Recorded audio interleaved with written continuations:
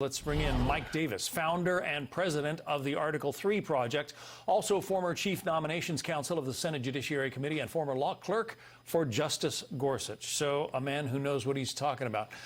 Interesting that President Biden, having been shot down by the Supreme Court, now says he's going to try again. I guess in this case, he wants to do it the right way by getting Congress to pass a law. What are the chances? Well, I don't know if he's trying to get Congress to pass a law. I think he's trying to look at a law that's already passed that's not applicable here. And if Joe Biden wants to take $400 billion from people who actually work in this country and give it to his deadbeat supporters with their useless gender studies degrees, he should go to Congress and have them change the law to do that. He knows there's not political support for that, and he knows he's playing a game here. Well, and in fact, Justice Roberts cited the former Speaker of the House in writing his opinion. Here's what Nancy Pelosi said a couple of years ago about the prospect of the president forgiving this kind of debt. People think that the President of the United States has the power for debt forgiveness.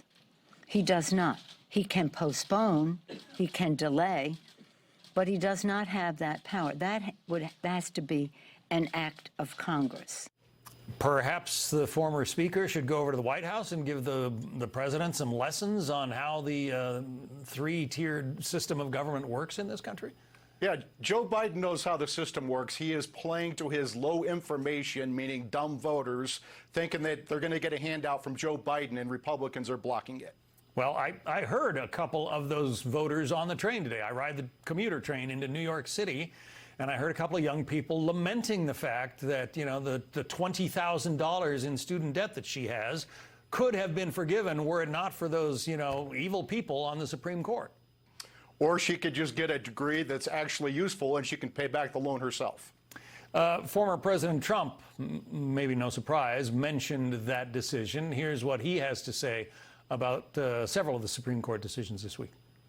Those justices ruled to move our country forward with a merit-based system of education. How big is that? Isn't that big? Isn't that great? We're back to the old merit system that built our country. That was a big one. That was a big one. That ruling on college admissions has been very controversial. You hear lots of leaders from the NAACP and other organizations calling it essentially racist. How would you describe it? Well, I would say that it's racist to take away educational opportunities, to kill the dreams of Asian kids who are more qualified and less connected than wealthy black kids like Barack Obama's kids. You think Barack Obama's kids should get a slot into Harvard over a more qualified Asian kid? That sounds like racial discrimination to me.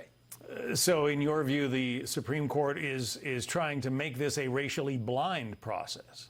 Yeah, I mean, look, it could be about poverty, it could be about adversity, but why should wealthy, connected black kids beat out poor Asian kids? And there's nothing that says that a kid who's applying for college can't mention his or her race, right?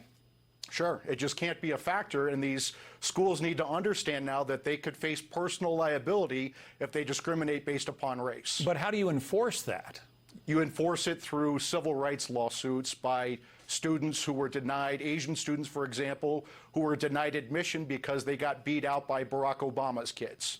But isn't it difficult, I mean, without, you know, snooping into the transcript of every single Ivy League entrant, how do you know that the school didn't, you know, somehow put its finger on the scale of admissions?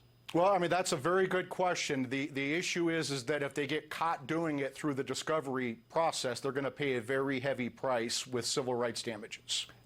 I've heard some minority representatives, some minority advocates saying, oh, you know, this sets back African Americans, for instance, that they will never be able to, you know, rise to the highest levels because now we don't have affirmative action in college entrance plans. What do you say? I would say that that sounds pretty racist, that they think that black kids are inferior. And I would say, number two, if they actually care about educational opportunities in this country, these Democrats would support K through 12 educational choice, including school vouchers, so these poor black kids get the same educational opportunities as the wealthy white kids do, and we wouldn't need affirmative action. Affirmative action doesn't help poor black kids, it helps rich black kids.